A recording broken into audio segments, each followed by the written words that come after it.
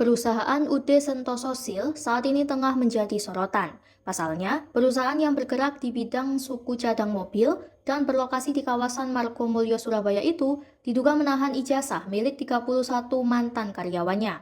Praktik tersebut menghambat para mantan pekerja untuk melanjutkan karir atau pendidikan mereka.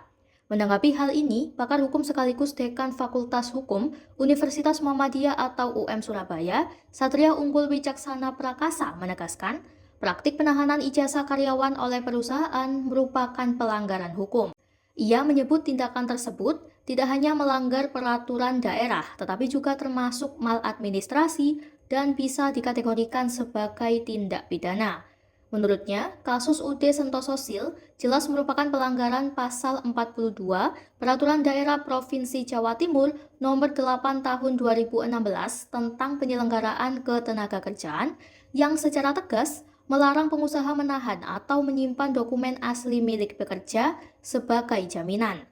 Praktik itu juga dapat dijerat dengan pasal 370 KUHP tentang penggelapan dalam hubungan kerja dengan ancaman hukuman hingga 5 tahun penjara. Pria yang juga menjabat sebagai Koordinator Kaukus Indonesia untuk Kebebasan Akademik atau KIKA itu turut mengapresiasi langkah pemerintah Kota Surabaya dan Polres Tanjung Perak yang menyegel gudang milik UD Sentosa Steel karena tidak memiliki tanda daftar gudang atau TDG. Ia menyebutkan, langkah ini bisa menjadi titik awal dalam menegakkan keadilan dan mencegah praktik serupa terjadi kembali. Sidak dari bersama ya antara Wamenaker dengan Wakil Wali Kota, tentu kita bisa menemukan ya fakta-fakta yang lanjutan ya. Yang ini sebenarnya bisa ditindaklanjuti dalam dua konteks. Yang pertama secara administrasi tentu izin usahanya bisa dicabut karena sekali lagi baik PT maupun persekutuan komanditer atau CV itu harus tunduk kepada izin usaha yang ditentukan oleh negara melalui Kementerian Perdagangan, dan secara pidana dia juga wajib bertanggung jawab karena tadi ada penggelapan di dalam hubungan kerja, sehingga ini dapat ditindaklanjuti oleh Kapolda Jawa Timur seperti itu. Sebenarnya gini, rezim hukum perseroan terbatas ya atau penanaman modal asing atau dalam negeri itu memberikan mandat kepada negara untuk mengatur ya, govern dengan jelas bahwa perusahaan itu harus tunduk terhadap sistem hukum yang berlaku di Indonesia.